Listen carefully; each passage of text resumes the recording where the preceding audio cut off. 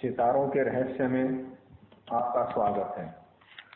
आज हम बात करेंगे ज्योतिष के त्रिस्कंध क्या है।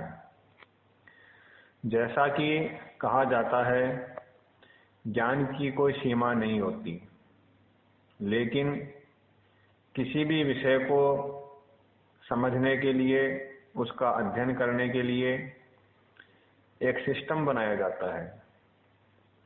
चाहे वह विषय चिकित्सा शास्त्र हो, अर्थशास्त्र हो, खगोल शास्त्र हो, राजनीति शास्त्र हो या अन्य कोई भी विषय हो, उसे समझने के लिए स्टेप बाय स्टेप एक मेथड बनाया जाता है। ज्योतिष शास्त्र ज्ञान का अथाह भंडार है और इस शास्त्र का अध्ययन करने के लिए और उसे समझने के लिए इसके 3 भाग बनाए गए, जिन्हें ज्योतिष के त्रिस्कंध कहा जाता है। ये 3 भाग हैं सिद्धांत, होरा और संहिता। पहले हम बात करें सिद्धांत की। इस भाग में खगोल विद्या की जानकारी है। ज्योतिष शास्त्र से संबंधित जितनी भी गणनाएं हैं वो इसी भाग में आती हैं। एक तरीके से यह ज्योतिष का मैथमेटिकल पार्ट है। ग्रहों की डिग्री ज्ञात करना, उनका अस्त होना, उदय होना, वक्री होना, मार्गी होना, उनका संयुति काल, लग्न निकालना, लग्न कुंडली बनाना, लग्न कुंडली से आगे सूक्ष्म कुंडली बनाना, ये सभी गणनाएं इसी भाग में आती हैं। इसमें 5 सिद्धांत प्रमुख हैं। पहला है सूर्य सिद्धांत, दूसरा लोमस सिद्धांत, तीसरा है पोलिस सिद्धांत, चौथा है वशिष्ठ सिद्धांत और 5वां है पितामह सिद्धांत। इन 5 सिद्धांतों में से सूर्य सिद्धांत, जिसका आज भी अध्ययन किया जाता है, आज के खगोल वैज्ञानिक भी इस सूर्य सिद्धांत का अध्ययन करते हैं। अब अनेक बार प्रश्न ये किया जाता है कि कंप्यूटर का युग है, अनेक सॉफ्टवेयर आ चुके हैं, अनेक मोबाइल ऐप आ चुके हैं, जिनसे बड़ी आसानी से कुंडली बनाई जा सकती है। जन्म तारीख लिखिए, जन्म समय लिखिए और स्थान, और कुंडली तैयार। तो फिर मैथमेटिकल पार्ट का अध्ययन करना क्या जरूरी है।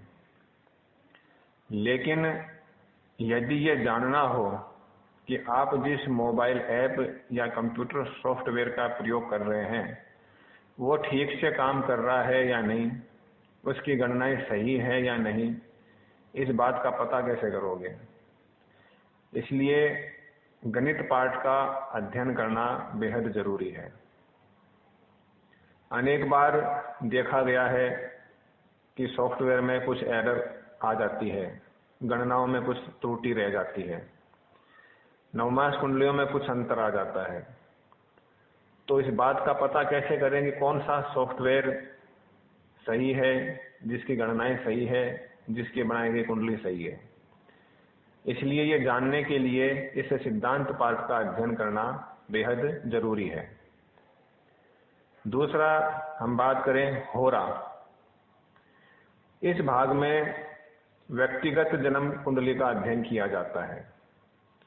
किसी व्यक्ति का जीवन से जुड़ी हुई घटनाएं जैसे बीमारी, शिक्षा, विवाह, धन योग, इस तरह की जितनी भी व्यक्तिगत जीवन से संबंधित जो फलादेश है वो इसी पार्ट में आता है। तीसरा है संहिता। व्यक्तिगत जन्म कुंडली के अलावा बाकी के विषय जिनका फलादेश करना होता है वो सब विषय इसी पार्ट में आते हैं।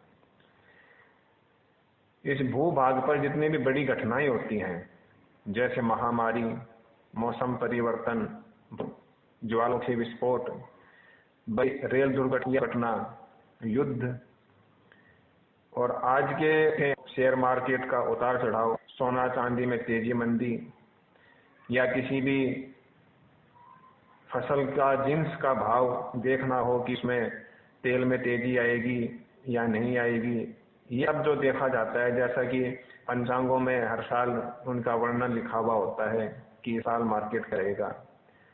संहिता पाठ में किसी देश की राजनीति व्यवस्था कैसी, इसी पार्ट में आता है।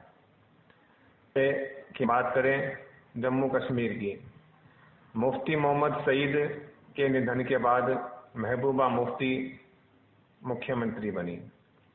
यहाँ सरकार नहीं बदली, यहाँ नेतृत्व परिवर्तन हुआ है। दूसरी ओर हम बात करें बिहार की, नीतीश कुमार की पार्टी ने लालू यादव जी की पार्टी से गठबंधन करके मुख्यमंत्री बने। उसके बाद भाजपा से गठबंधन करके बिहार के मुख्यमंत्री बने और अब वर्तमान में भाजपा से गठबंधन टूट गया और विपक्षी पार्टी से गठबंधन किया, लेकिन मुख्यमंत्री वही है।